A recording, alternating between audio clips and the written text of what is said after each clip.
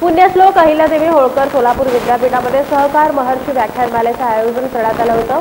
सहकारातूनच सर्वांगीण मानवी विकास शक्य असल्याचं प्रतिपादन मनोरमा परिवाराचे मार्गदर्शक तथा ज्येष्ठ अर्थतज्ञ श्रीकांत मोरे यांनी केलंय। सहकार हे एक प्रकारचं अर्थशास्त्र आहे। सहकारातून मानवी विकास शक्य आहे। सहकाराचं अंतिम ध्येय सोशल वेलफेअर आहे, असं प्रतिपादन मनोरमा कोऑपरेटिव्ह बँकेचे अध्यक्ष श्रीकांत मोरे यांनी केलं। पुण्यश्लोक अहिल्यादेवी होळकर सोलापूर विद्यापीठ आणि शिक्षण प्रसारक मंडळ अकलूज यांच्या संयुक्त विद्यमाने सहकार महर्षी शंकरराव मोहिते पाटील स्मृती व्याख्यानमालेत ते बोलत होते।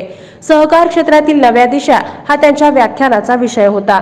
विद्यापीठातील सभागृहात ऑनलाईन आणि ऑफलाईन अशा दुहेरी स्वरूपात हा कार्यक्रम झाला। अध्यक्षस्थानी विद्यापीठाच्या कुलगुरू डॉक्टर मृणालिनी फडणवीस होत्या। यावेळी प्र कुलसचिव प्राध्यापक डॉक्टर सुरेश पवार, मनोरमा परिवाराच्या मार्गदर्शिका सौ शोभा मोरे, शिक्षण प्रसारक मंडळाचे सचिव अभिजित रणवरे, हर्षदीप रणवरे यांच्यासह विद्यापीठातील संविधानिक अधिकारी आणि शिक्षक उपस्थित होते। श्री मोरे म्हणाले की कॅपिटलिझम, कम्युनिझम आणि सोशलिझम या तिन्हीचा सुवर्ण मध्य साधून सहकार क्षेत्र उदयाला आलं। भारतानं मिश्र अर्थव्यवस्था स्वीकारल्यानं आपल्याकडे एकाच वेळी भांडवलशाही आणि सामाजिक अर्थशास्त्राचा अनुभव येतो। जीडीपी जेवढा चांगला तेवढी देशाची अर्थव्यवस्था चांगली। सहकाराची एक तत्वप्रणाली आहे। सहकारात जबरदस्ती नसते। स्वेच्छेने लोक आर्थिक मुद्द्यावर एकत्र येतात आणि त्यातूनच सामूहिक आर्थिक हिताचे प्रयत्न केले जातात। समान हेतूने समान आर्थिक स्तर, समान उद्दिष्ट ठेवून सहकार क्षेत्र झेप घेतं। सहकार क्षेत्र हे असमानते विरोधातील एक कृती आहे। सरकार सर्वच ठिकाणी पैसा खर्च करू शकत नाही, तेवढी आर्थिक क्षमता देखील नसते। त्यामुळे तेथे सहकार क्षेत्राशिवाय पर्याय नाही। सहकार क्षेत्र जेवढं विस्तारेल तेवढा विकास वाढत जातो। बेरोजगारीवर चांगला पर्याय म्हणून सहकार क्षेत्राकडे नेहमीच पाहिलं जातं। सेवा क्षेत्रात सहकाराच्या माध्यमातून काम करण्याची एक चांगली संधी आहे। मात्र सहकारातही काही चुकीच्या प्रवृत्ती घुसल्यानं सहकार क्षेत्राची बदनामी झाली आहे। सहकार महर्षी शंकरराव मोहिते पाटील यांनी सोलापूर जिल्ह्यात सहकार क्षेत्रात भरीव कार्य केलंय। शिक्षण संस्था, साखर कारखाने, दूध संस्था, पतसंस्था आदी विविध क्षेत्रात उल्लेखनीय कार्य केलंय। त्यांचं योगदान विसरता येणार नाही।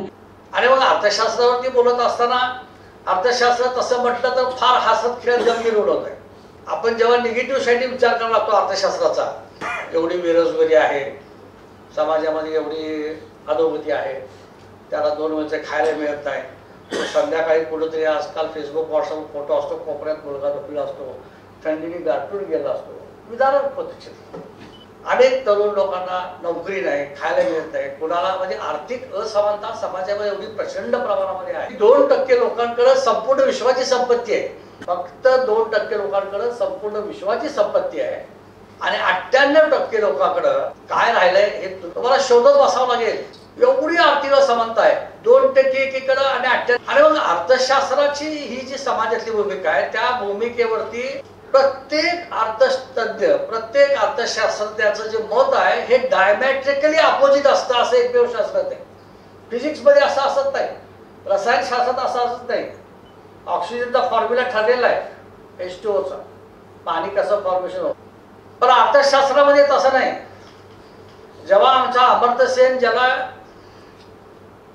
नोबेल पारितोषिक मिळालं, तो जेव्हा भारतातल्या दारिद्र्य रेषेवरती बोलत असतो किंवा भारतातल्या अर्थशास्त्रावर बोलत असतो, त्याच वेळेला दुसरा अर्थशास्त्रज्ञ भारत किती प्रगतिशील आणि किती प्रचंड मोठा आहे हे सुद्धा तेवढ्याच ताकदीने पटवून सांगत असतो।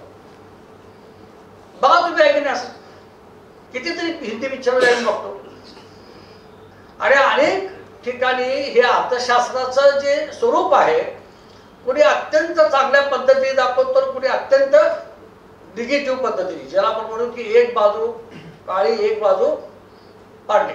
आणि मग हे अर्थशास्त्र असं आहे तर अर्थशास्त्र नेमकं आहे काय? आणि आजचा जो मला विषय दिलेला आहे पुण्यश्लोक अहिल्यादेवी होळकर विद्यापीठ सोलापूर, ज्या नावातच पुण्य आहे अशा अहिल्यादेवी होळकर यांचं अर्थशास्त्र कसं होतं आणि त्या नावाच्या विद्यापीठाने मला बोलवल्यानंतर मला एवढा आनंद झाला की या विद्यापीठाच्या कुलगुरू मॅडम गेले 4 वर्ष मी पाहतोय सोलापूरमध्ये त्यांनी पाऊल ठेवल्यापासून आणि या विद्यापीठाचा पदभार घेतल्यापासून की अर्थशास्त्राशी झगडतायत। माझं वाक्य चुकीचं असेल तर त्यांनी आम्हाला सांगावं। अर्थशास्त्राशिवाय कुठलीही विकास करू शकत नाही, विकासाची गंगा आणता येत नाही। वेलफेअर साठी म्हणून अर्थशास्त्र आहे, समाजाच्या वेलफेअर साठी अर्थशास्त्र आहे। म्हणजेच दिवा बत्ती पाहिजे, लाईट पाहिजे, मुलांना शिक्षण पाहिजे, असं सोशलचे हॉल पाहिजे, सगळं वेलफेअर पाहिजे, पण पैसाच देणारा कोण नसेल आणि नुसती खुर्ची दिली, कुलगुरू पद दिलं तर हे शक्य आहे की बाबा? शक्य नाही. आज अनेक शिक्षण संस्थांची इमारती पाहतोय आपण, प्रचंड मोठ्या मोठ्या इमारती आहेत, शेवटी पाया घालण्यासाठी पैसा लागतो. हे सहकारामध्ये नेमकं हेच आहे की नसताना उभं करणं तो सहकार असतो. असलेले माणसं उभं करतात, ज्याच्या खिशात पैसा आहे तो जातो, एक इमारत बांधतो, हॉटेल बांधतो, लाखो रुपये देतो, तो प्रायव्हेटायझेशन झाला सहकारामधला. आम्ही म्हणतो प्रायव्हेट लिमिटेड कंपनी, माझ्या मालकीचं आहे, हे माझं शेत, ही माझी गाडी, हे माझं माझं माझं माझं माझं माझं काही नसतं. हे फक्त मी पण गेल्याशिवाय कधीच कळत नाही शाब. पण कुलगुरूंनी ही व्यवस्था कुठून आणायची हो? कुलगुरू हा पैसा कुठून उभा करायचा? ही इमारत बांधण्यासाठी, ही शाळा कॉलेज कॅम्पस डेव्हलप करण्यासाठी, विद्यार्थ्यांना सर्व सोयी सुविधा पुरवण्यासाठी. कारण दिवा नसेल तर काय त्या खाली अंधारात राहणार ना. आणि दिवा पेटवला तरी अंधार आहे. इथं विद्यापीठाचा दिवा पेटवला पण खाली अंधार आहे. आणि मग त्याच्यासाठी पैसा लागतो. आणि म्हणून हे अहिल्यादेवी होळकर या नावाला 7 असा हा जो कॅम्पस केला, त्याही मी मनापासून परिवार आणि सोलापूरच्या वतीने धन्यवाद. कारण ही सहकाराची नवी दिशा आहे रनवरे साहेब. सहकाराची नवी दिशा हीच आहे की पैसा नसताना सहकार उभा करणं. ज्याला पैसा आहे त्याला सहकाराकडे यायची गरज नाही. ज्याच्याकडे पैसा आहे त्याच्यासाठी सहकार नाही. सहकार कोणासाठी आहे? ज्याच्या खिशात एक दमडी नाही पण त्याची गरज आहे चांगली शेती करायची, पण त्याची गरज आहे घरामध्ये एक गाय असण्याची, पण त्याची गरज आहे मुलांना कपडे देण्याची, पण त्याची गरज आहे मुलांना 2 वेळचा खाऊ घालण्याची, त्याची गरज आहे की मुलाला शाळेत पाठवण्याची, त्याची गरज आहे शाळेत चांगलं शिक्षण देण्यासाठी, पुढे त्याला आणखीन चांगलं शिक्षण देण्यासाठी. ह्या सगळ्या वेलफेअर गोष्टी ज्या आहेत कुटुंबासाठीची, या सगळ्या गोष्टी जशा कुटुंबामध्ये लागतात तशा समाजालाही लागतात. कोण देते हो तुम्हाला? हे पुढे सरकार देते. अहो सरकार देत आहे, पण सरकार कुठून देत आहे, कसं देत आहे आणि सरकार कुठं कुठं म्हणून पुरणार आहे? अध्यक्षीय भाषणात कुलगुरू डॉक्टर मृणालिनी फडणवीस म्हणाल्या, सहकार क्षेत्र विस्तारत आहे. सहकारात प्रामाणिकपणा महत्त्वाचा असतो. सहकारात नेहमी चांगल्या लोकांना सोबत घेण्याची गरज असते. या क्षेत्राचा शिक्षण क्षेत्रात खूप चांगला उपयोग होऊ शकतो. आम्ही भविष्यात सहकार या विषयावर कौशल्य आधारित प्रमाणपत्र अभ्यासक्रम सुरू करू. सहकार महर्षी शंकरराव मोहिते पाटील यांच्या स्मृतीला मी प्रथम अभिवादन करते.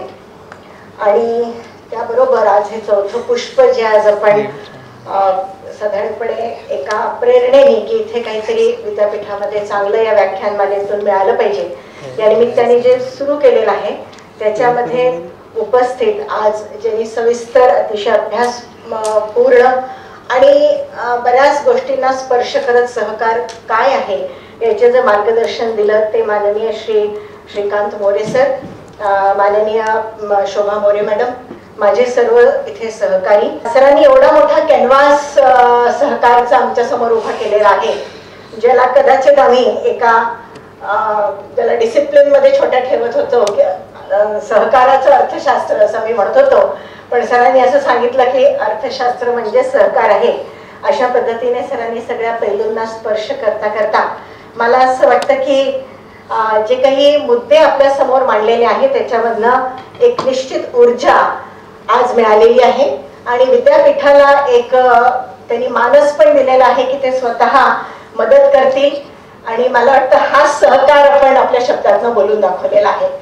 खूप महत्वाची गोष्ट आहे की आपण काहीतरी खारीचा वाटा आम्हाला देत आहात.